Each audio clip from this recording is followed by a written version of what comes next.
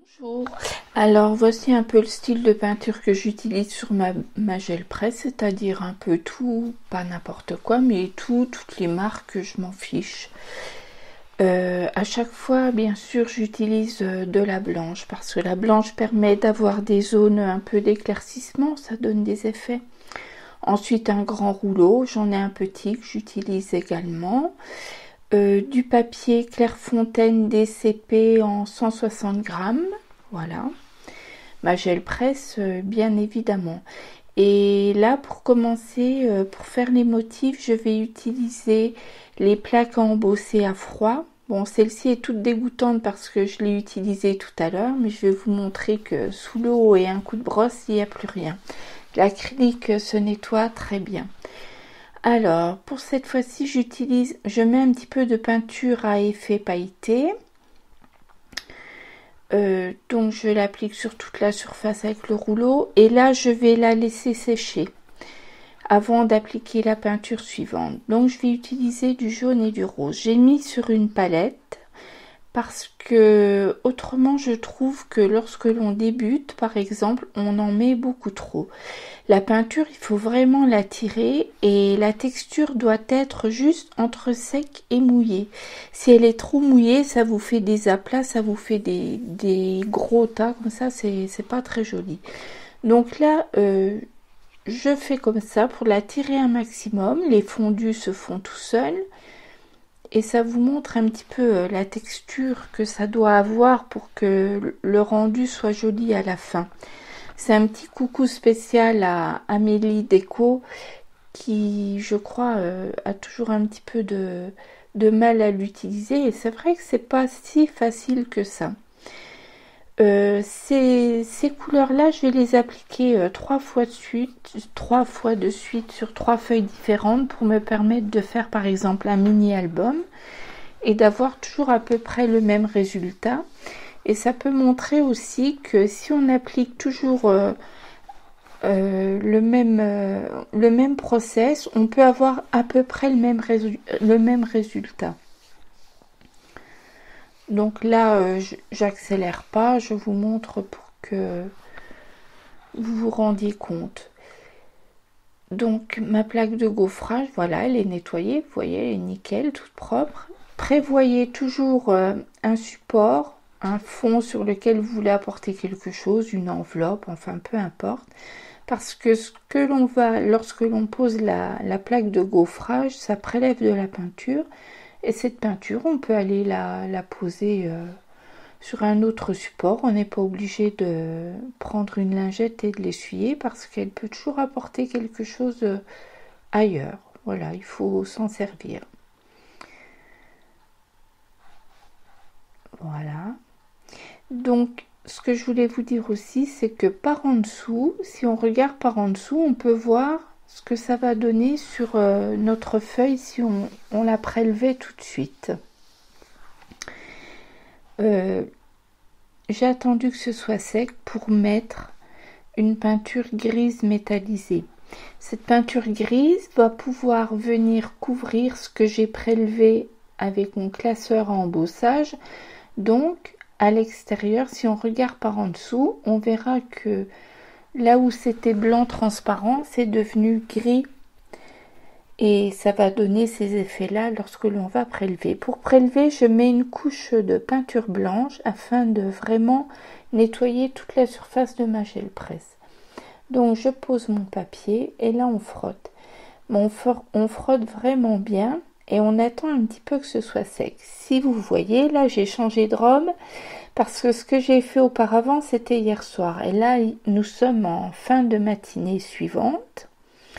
Et vraiment, c'est très très sec, mais je sais que je vais y arriver, donc ça pose pas de souci. Il faut y aller doucement, mais sûrement. On voit l'effet de la peinture grise métallique, que j'aime beaucoup. Et bon, là c'est difficile, mais l'avantage c'est que ma feuille sera vraiment sèche. Et voilà pour la première. Je vais en faire 3 de cette façon, mais vous ne le verrez pas, bien entendu. Ça serait pas sympa. Là ça va être une deuxième façon de faire, donc je mets de la peinture pailletée, les paillettes sont vertes Et là, je fais des essais. Je fais des petits ronds avec le glitter marqueur. Je vais en faire avec le paint marqueur. Et ensuite avec le Posca. On attendra que ça sèche. Et on continuera après normalement. Et ça va nous permettre de voir si les marques que l'on vient de faire avec les feutres sont prélevées.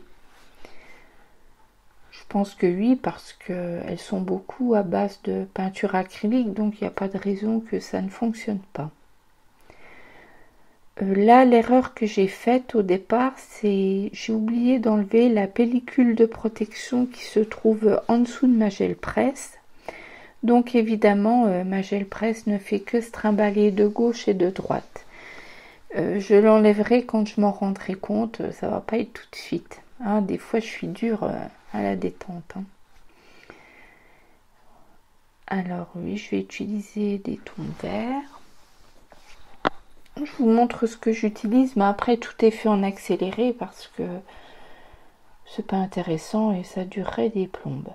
Donc je mets toujours un peu de peinture blanche, ça je vous l'avais déjà dit, mais je radote, ça c'est normal, c'est l'âge. De la bleue, encore du blanc. Avant de remettre la peinture au-dessus, j'étale celle-là pour éviter que toutes les couleurs ne se mélangent. Voilà, je celle-ci en fond, je vais rajouter un bleu plus foncé.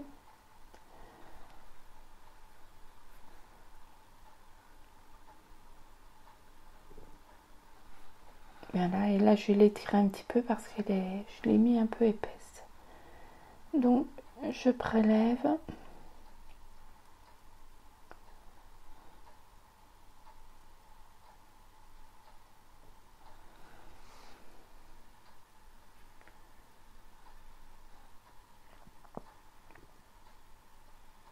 Et ça, on ajoute sur d'autres fonds, c'est vraiment super.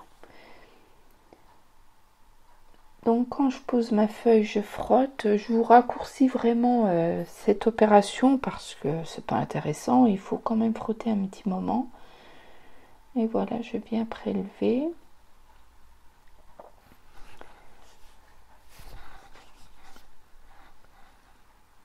On voit bien la peinture pailletée et on voit bien les petits effets des feutres et c'est très joli. Je recommence une seconde fois parce que je voulais un second fond.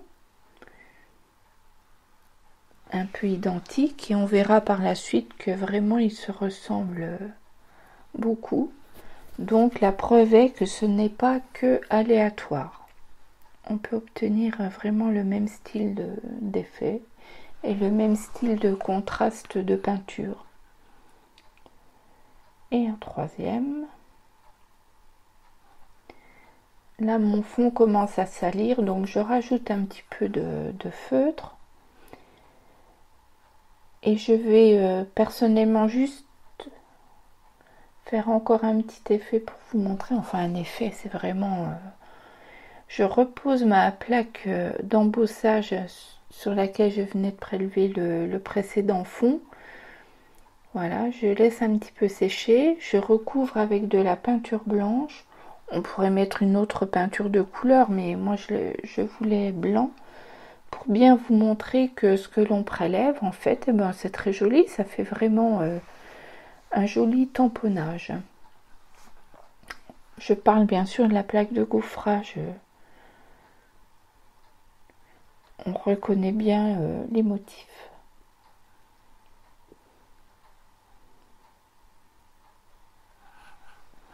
Bon, alors l'enlèvement de la feuille se fait toujours avec délicatesse. Voilà, on reconnaît bien les motifs d'engrenage.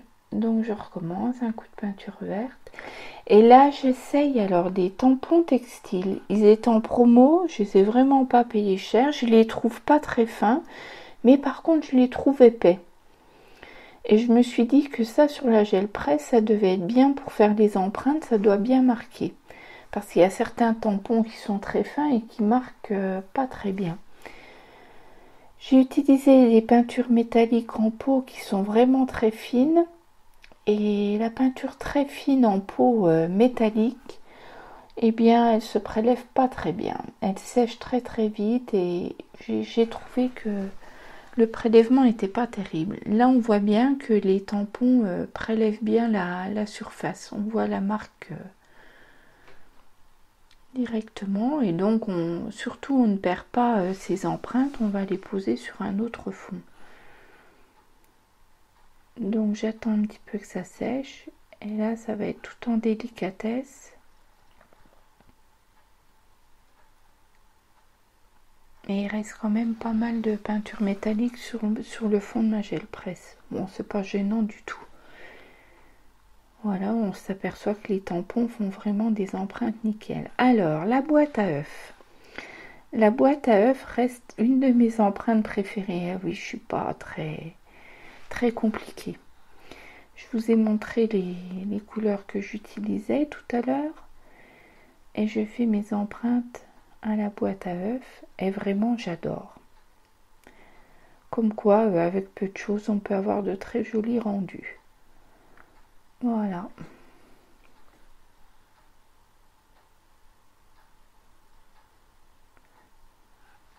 Désolée pour la pub, la marque de la boîte à œufs. Ça, vous verrez que j'utilise des œufs de poulet élevés en plein air. Je rigole toute seule. Donc là, j'utilise un bout de carton sur lequel j'ai enlevé la pellicule supérieure. Comme ça, ça me fait un prélèvement de traits que j'aime beaucoup aussi. C'est vraiment basique. Mais pour ces fonds, j'aime bien le basique parce qu'après, si vous voulez faire des rajouts, il faut qu'on puisse voir vos rajouts de tampons de fond ou autre chose. Là, c'est pareil, je vais en faire 3. Comme ça, si j'ai envie d'un mini-album ou qu'il me faut plus d'une feuille, eh bien, j'ai ce qu'il me faut sous la main. J'adore, en haut, j'adore. En bas, moins, parce que voilà, c'est un vieux tube d'acrylique et qui sèche très très vite. Il est vraiment temps de le vider, ce tube. Il aura fait son job. Et on recommence.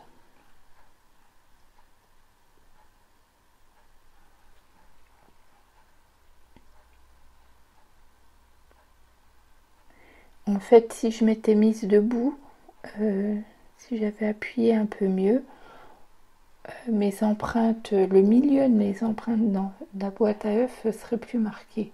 Mais bon, ça va quand même comme ça. Donc là, on n'est que au second fond.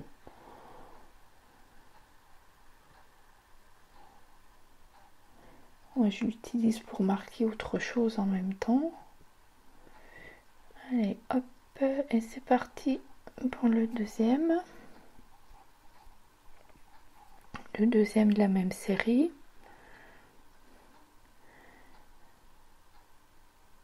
Donc il faut y aller doucement pour bien prélever la surface pour bien que le transfert se fasse. Et là, j'y vais vraiment avec précaution parce que je sais que le rose d'en bas va me faire un caca. Et je voudrais quand même en prélever un petit peu.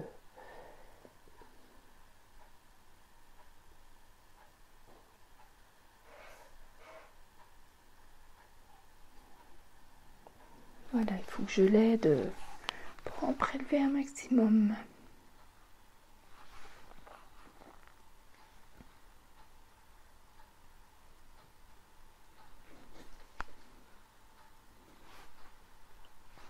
Voilà.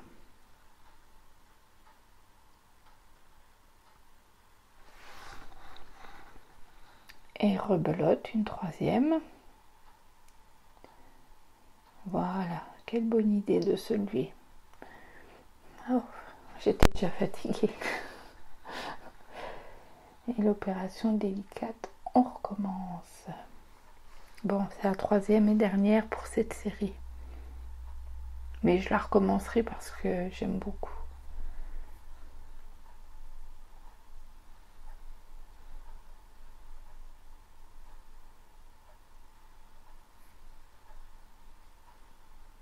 Voilà. Là, j'ai mis du blanc simplement sur le dessus pour Non, je n'ai pas mis du blanc. Oh, je sais plus. Je perds la boule.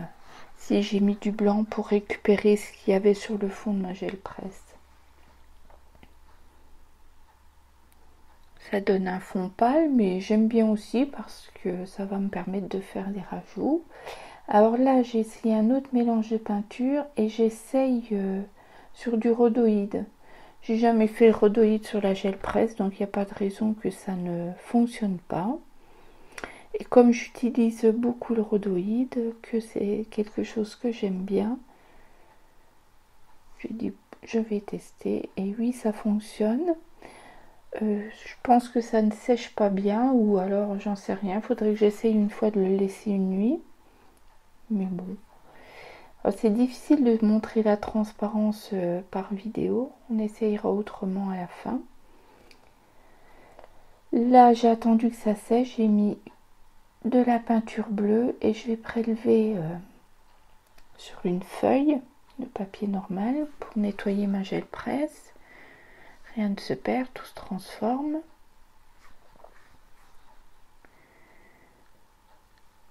Là, ah bah oui, je voulais essayer un pochoir. Je sais plus si ça a fonctionné. Si ça a fonctionné. Je dis des bêtises. Voilà, ce pochoir là, je voulais voir le résultat. Mais le résultat, j'ai déjà prélevé et on ne le voit pas. Là, je nettoie ma plaque. Je me suis gourée je me suis trompée dans le montage. Là, je réessaye au rhodoïde, comme tout à l'heure.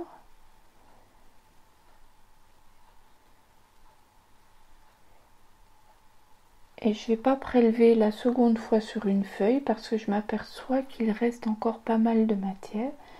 Donc, je prélève mon fond, que je trouve vraiment super joli, et je le prélève une seconde fois.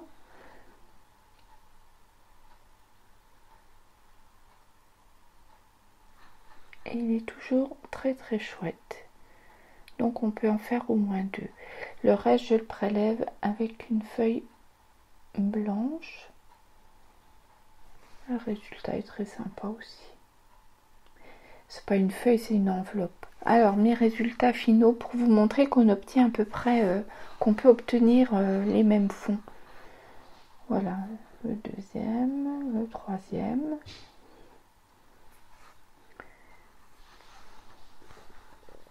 On voit bien les paillettes, on voit bien les petits points de détail que j'ai fait au feutre. Vraiment très sympa. Enfin, moi j'aime beaucoup. Vous me direz en commentaire si vous aimez bien. Donc celle-ci avec les tampons textiles, c'était difficile, mais le résultat est vraiment très très beau. Le rendu est super. Donc avec ma boîte à œufs.